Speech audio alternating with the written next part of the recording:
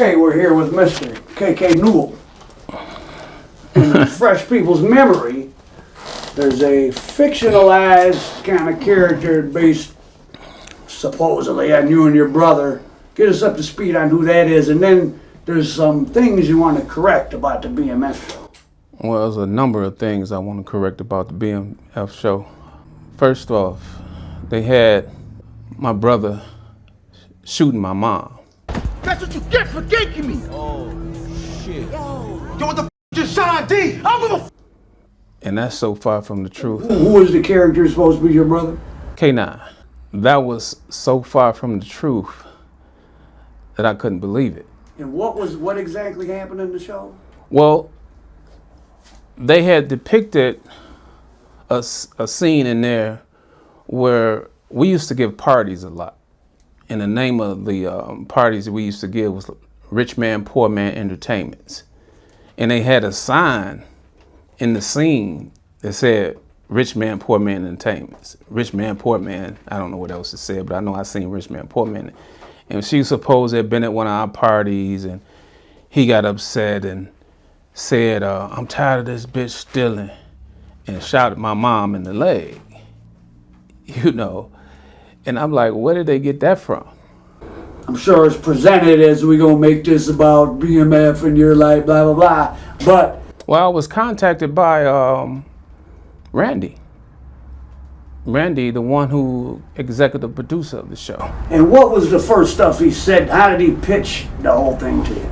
The pitch was that they was doing a movie on BMF, and he wanted to know. He had heard Meech had, I guess, said some things to him, and BMF. yeah. And if I would have knew that from the beginning, I wouldn't have never co-signed that to happen. I wouldn't probably never would have done it if they was gonna have something in there like that. But then I look back, when I came home from prison, I seen a guy. He's deceased now. His name was Cash. I seen him at Sam's Club, and we talked for a while. He was one of the gamblers. He was one of the big gamblers that Frank would, came to our joint. We came to his joint, and anyway, we was out in the parking lot at Sam's Club, and him and Lawrence was pretty tight. And he the one who told me that. He told me this back before BMF even came to existence. He said, yeah, man, he was a dog. Your brother was a dog, but he was all right with me, man. I loved him. I this, that, and the other, man. And I heard he shot your mama and all that. I said, wait a minute. Hold on. Where you get that from? I said, man, he ain't never shot my mom. Oh, so the show didn't make that.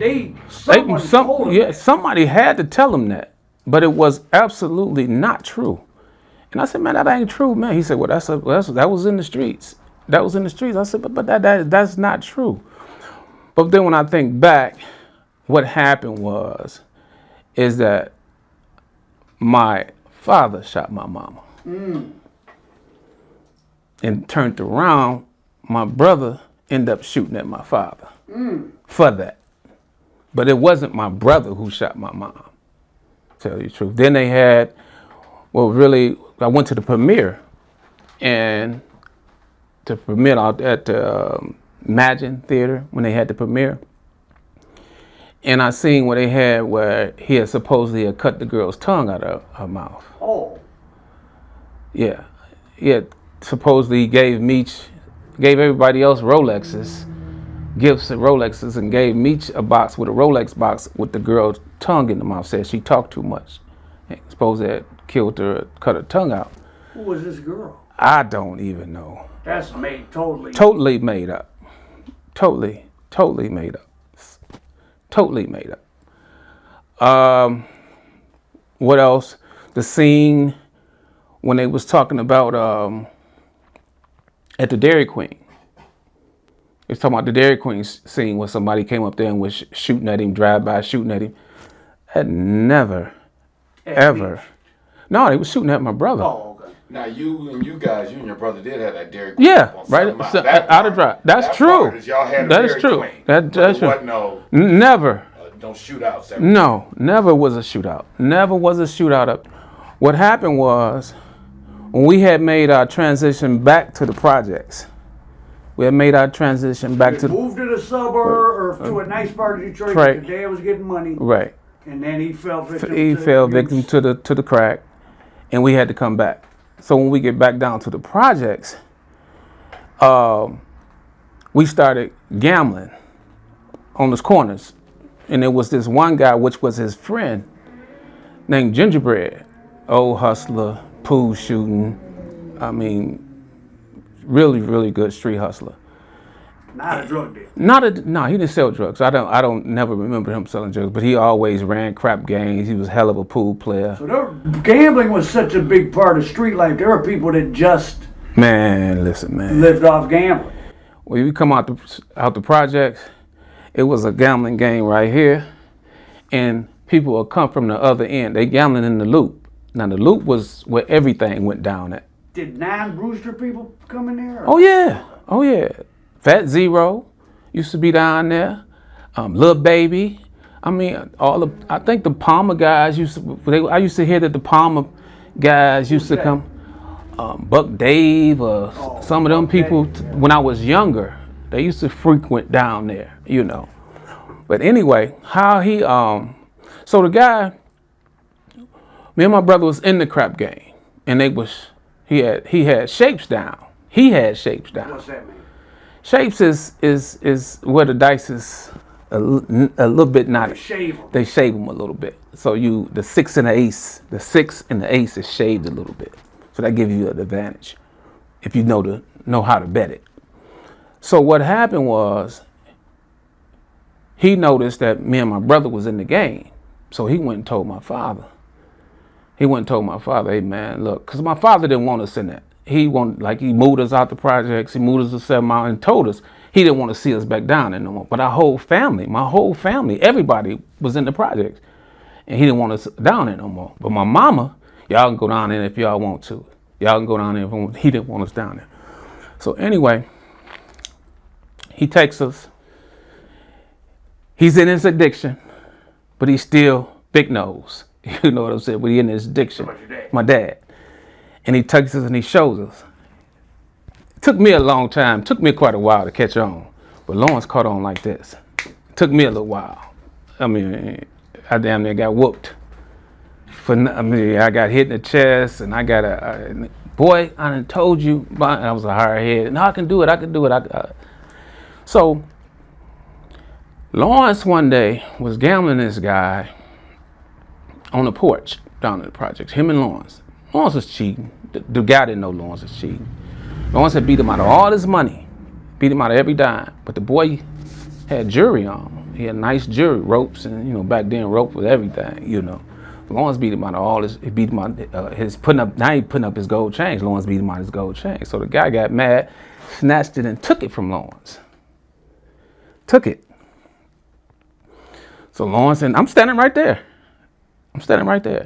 So Lawrence didn't do nothing. So he don't, we stood there. This guy was cocky, he could fight. I know he can go, didn't do nothing. So this guy by the name of X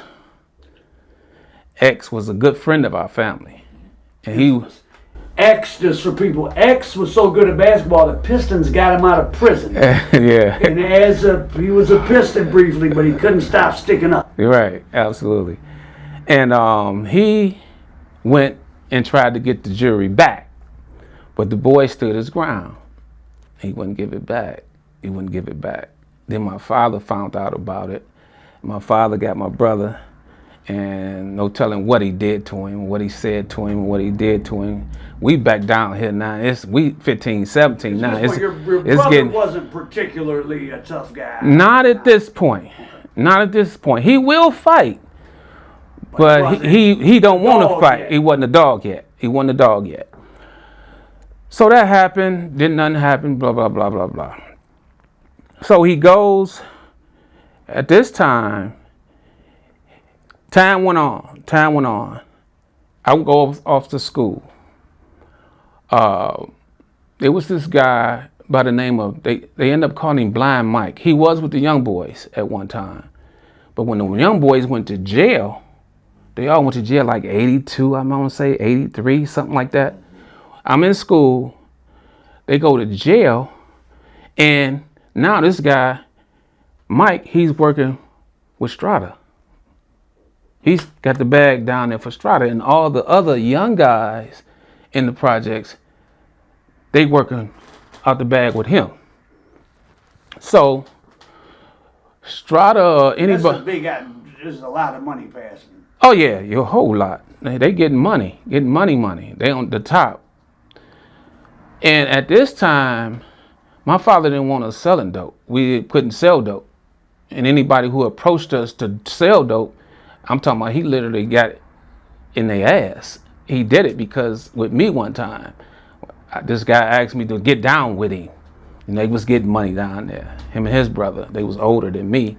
I was about 15 when get down. So I thought it was cool. I went and told my dad, they want me to get down. They want me to get down. You know, my father said, what? Show me.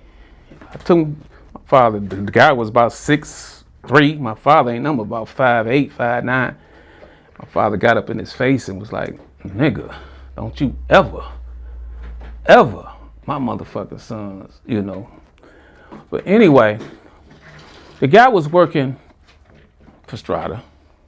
And Strata, my dad was real tight. I'm talking about tight as real good friends. We stayed on the same street. Right down the street, 1 block from each other on Burt Road. When we moved out, they moved out. His family, my father moved his family out, Strata moved his family out. We went to the same elementary, junior high, and high school with his kids. All of us did. But anyway, Mike was over there on the porch counting the money out. Lawrence and a friend of Lawrence, a friend of mine, named Keith Murray, rest his soul, was standing up on the corner talking. And Lawrence had just had a baby girl, and he didn't have no money. And about this time, the streets wasn't nobody really gambling, and that's how we got our money. We got our money by. This is about what, 84? It's about 83, 80, might be 83, about 83, 84, somewhere around there. And like I said, I'm in school. So he tells his man, which his man name was Keith Murray. He tells his man, I'm finna go over here and I'm finna take this money. And Keith was like, what? Keith knew who the guy worked for. Everybody know what's going on. No, man, you ain't finna do that, man. Watch, I'm finna go over and take this nigga money. So he walks over there, hit him, take the money. The guy run off. He go tell Strata. Strata comes. So I want to paint the picture.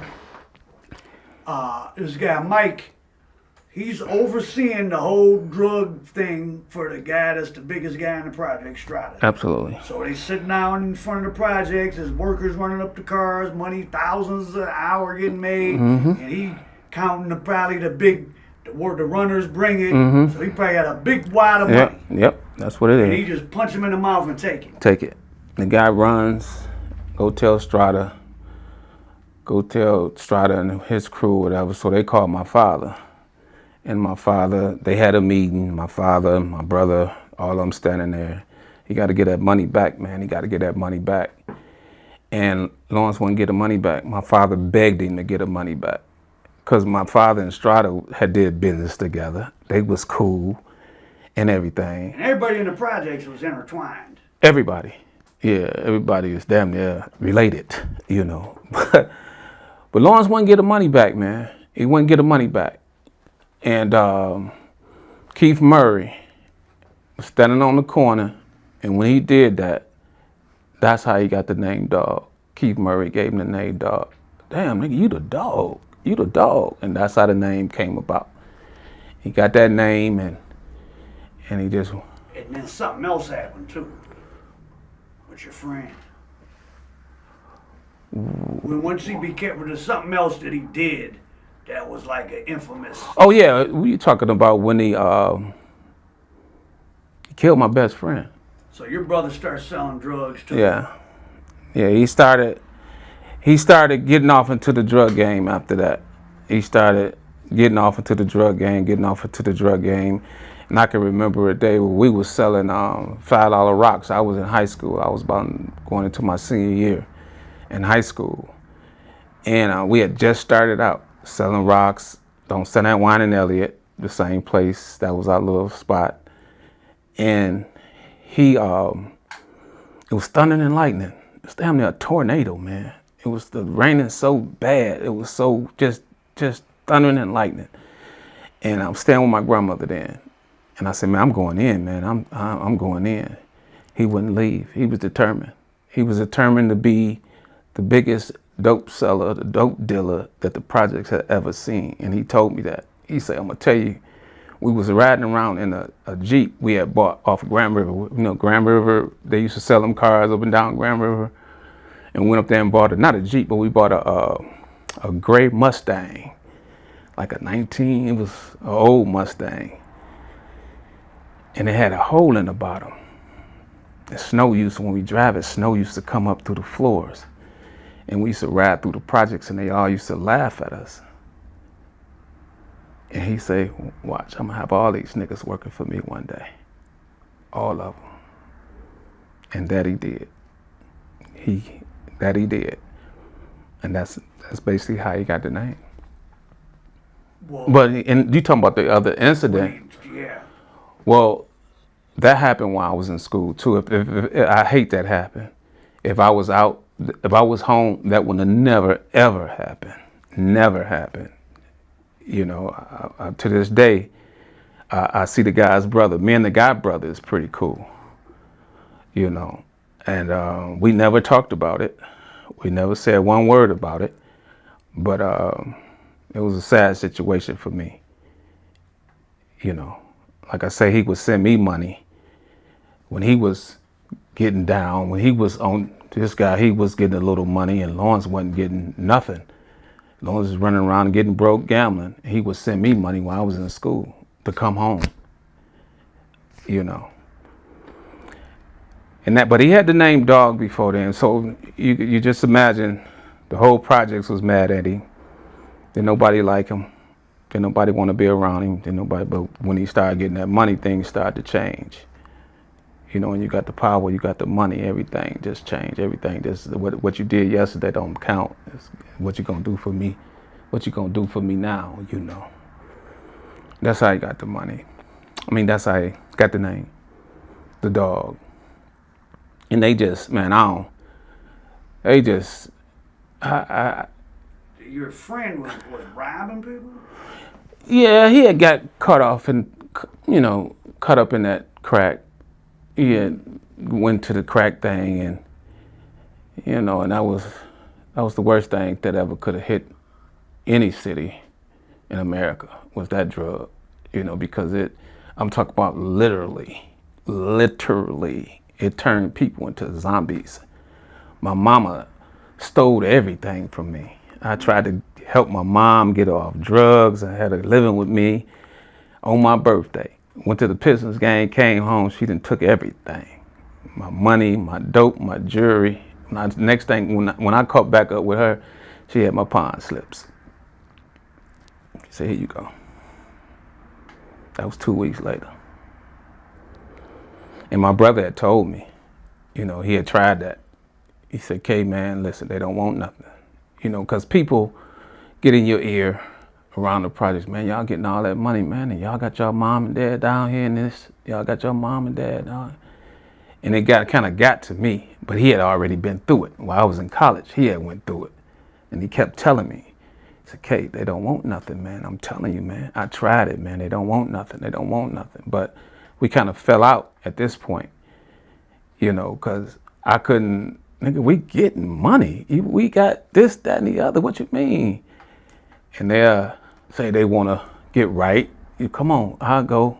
Stay with us for about a week, 2 weeks. You know, don't go back down in the projects, because then that projects is whatever. So she stayed with me for about 2 weeks. I come home, everything gone.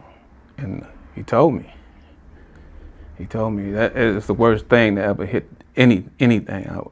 My father was, oh man, I don't even want to talk about it. Go ahead, man. And what your brother took the life of your friend there in public, right?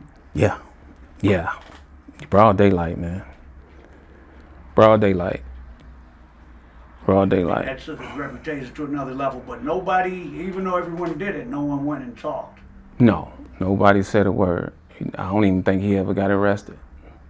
And after that happened, did that make you see your brother in a different light? You were a little bit leery of your brother at the time. Yeah, I was kind of. I didn't see him do some things that was. I didn't see him do some things that had me kind of baffled, you know. But the guy was robbing his customers, wasn't he? Yeah, he was doing something he had no business doing, but I don't think it should have came down to the killing. You know what I'm saying? And that's what everybody in the hood was mad at him about. I mean, you beat a homie's ass. You beat his ass. You don't kill him. You know that's the unwritten rule. Right. You know you don't do that. You get caught cheating in the gambling game, y'all fight and it's over with, or give him his money back. If a nigga catch you cheating, you don't do nothing to him, man. And then you don't tell everybody else. You know, nigga, you cheating. You pull a nigga to the side, pull his coat, say, man, look, man, I know what you're doing, man. Give me mine back. And if the nigga don't give you yours back, then that's a problem. You didn't let him know you know what's happening. Give his back, and he gone about his business, and you keep doing what you're doing. You know, that's how the gang's supposed to go, but you got a lot of people that don't do that. And tell us, speaking of wild things with your brother, tell us about the gas tank in Arkansas. Man, that was the craziest shit ever. That was the craziest shit ever. He was a different kind of guy, man. Tell him how you told me. You told me this story there, brother. What had happened was, I had started to want to get my own. I was getting it from him, but as you go on, you see what's happening. By it, you mean kilos? I wanted to start doing my own thing. I'm getting this shit from him, so he put a little tax on me, so I got to tax the other guy. So so what I do, I go down to Alabama, where I went to school at. I get this girl. I bought a truck in her name because I wanted the Alabama tags on the car, because I used to hear about, if you see the Michigan plates on I-75 going down to Florida, they'll pull you over. So my thing was, I'm going down to Alabama, I'm gonna buy this truck, get the plates, Alabama plates on it, and that was gonna be my work car. That I came back, and Milwaukee Jack, I told him what I wanted. He said he can make it happen. He took me over somewhere over there by Hazel Park somewhere going towards Hazel Park, and had a secret compartment put on the truck, which was an extra gas tank. So it looked like 2 gas tanks was on the car. But in the car, you could push a button and it'll pop open. And that's where I was going to transport the kilos from Florida back and forth. I was going to get me an old person driving to Florida and blah, blah, blah. So what had happened was, some kind of way my brother found out that I had the truck. I got the truck. So at this point, Lawrence was making his moves. He had a truck. He was making his moves. He was sending his guy to Florida and this and that. So he had. And what scale are you guys at this time of copping? Like 10, 20? Yeah, 10, 20 at a time. It all depends. All depends on what they got. Somewhere in that range. Yeah, somewhere in that range. And so he wanted to use the truck. I can't say no. You can't use my truck. It's your brother, right? It's my brother. Then I'm cut off. You know. So I give him the truck. And the guy who was doing the running for him him and his girl stayed a block from the joint that we had on Schaefer in the Lodge Freeway.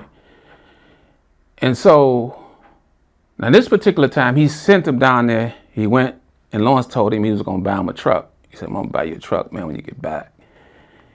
And the boy get back, Lawrence had lost, no telling how much he had lost. He had lost so much where he couldn't buy him a truck. So now, Lawrence sending him back down there. But he's sending him in my truck. Send him in my truck, go down there, make the move, and he never come back. And the move would go, the truck would just be parked, the Cubans or Colombians would come fill it up. Now, he didn't know, the guy, he didn't know where the compartment was. He didn't know, that's all. He got the keys and he drove. He drove it to a certain spot. He parked it, left the keys in the car, and he went on to his hotel room. He called Lawrence or whoever, Lawrence workers, I'm here, truck there. Lawrence called Cubans, it's there. They go over there, hop in the truck, take the truck, fill it up, bring it back. They call Lawrence, it's there. He jumps back on the road. But he don't come back. He get mad because Lawrence didn't buy him the truck. So he gets back. He don't come back to Detroit. We end up going down to his woman's house, questioning her, and she ended up telling us where he was at, in Arkansas. So me, my brother, I think his girl, one of his little girls, and Watusi, Big Watusi, we flew to Arkansas. And just so happened, the house that we was going to wasn't 15 minutes from the airport. So we get a rental-car, just me and Lawrence. They stayed at the airport. Me and Lawrence get into a rental-car. We drive over to the house. The house got a garage that's connected to the house. And we roll up. We look in the window. We see the truck. So we go and we knock on the door. Nobody answers. We turn the door knob. The door is open. We walks into people's house like fools. They could have killed us, and we didn't have no guns. We didn't have a slingshot.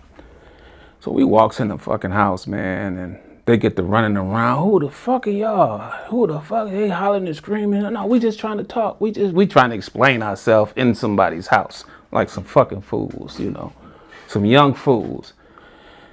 So they's like, what y'all? They hollering and screaming. Next thing I know, I start hearing sirens, like police cars. So we run out the house. We jump in the car. We get back to the airport. We get back to the airport, we come on back. Now, what happened next was unbelievable. Now, I don't find out what happened next until we in trial. I got indicted some years later. We got indicted about a year later. Now, what happened next, I had no clue of this happening until we get into the courtroom. So he's sitting in the courtroom, I'm sitting in the courtroom. He done had somebody, I don't know who, make him a bomb. He had my cousin, who was deceased now, rest his soul, and his girl drive the bomb. All this came out in court. It's on paper, so. Drive the bomb to Arkansas, place the bomb on the porch, drove off, hit a switch, and the whole fucking blew up. Nobody killed. Nobody died. I don't even think nobody got hurt. But the other houses, when I read the paperwork, houses on the block, windows were shattered and everything. But nobody got hurt. But he never got the guy that stole him. No, he never got that guy. That's when that guy went to the feds. Went to the feds, and they brought him here. He was out at the Pontchartrain, because he said it. He said, man, I'm down the Pontchartrain, man, come on down here and get your shit. I got your shit. That's what he was telling Lawrence on the phone. And Lawrence said, man, what you talking about, man? I don't know what you talking about. Man, I don't know what you talking about. I kept hanging the phone up. But they kept calling back. So he didn't bite on that. He didn't even, you know what I'm saying, acknowledge that he was the one who did it. Yeah, he was different, man. He was different. He was a different dude. And at times, and like I said, when they brought it up in the courtroom, I turned and looked at him. I said, man, when did this happen? He never told me not one word that he had did it. He had did that. Now let's talk about you and Big Meech. Oh, yeah. So I guess you can't say who introduced you to him, but it was someone who ended up being an NBA player from Detroit. And there's been many NBA players from Detroit, so don't try to figure it out. But an NBA player from Detroit introduced you to him. Yeah, he introduced me to him, and Specifically to start copping from him. yes. He So what year was this? this had to be about, I would say 88, because I can remember what car I was driving. That's how I can keep up with the time. I was driving the Jag then. So it was around 88. He said, man, I got some people out here in Southwest Detroit. They not doing too much. They might get a key, they might get a half a key, they might get two, but they ain't doing too much, and I want to introduce you to them. I said, okay, when you want me to go? When you want me to introduce you? So we can go out there now. So we rode out there. That same house. Or that parents' house? Parents' house. The same house that they depicted on the BMF, and they was right there. That's where he took me. Right there. Stood outside. They came out. We got out. Him and Meech and Terry came outside, and he introduced us. What was your impressions of them? Just Well, it was kind of, I think Meech had the ponytail in the back of his head, and I didn't even understand that a move. little bit different of a style. Yeah, they had different style.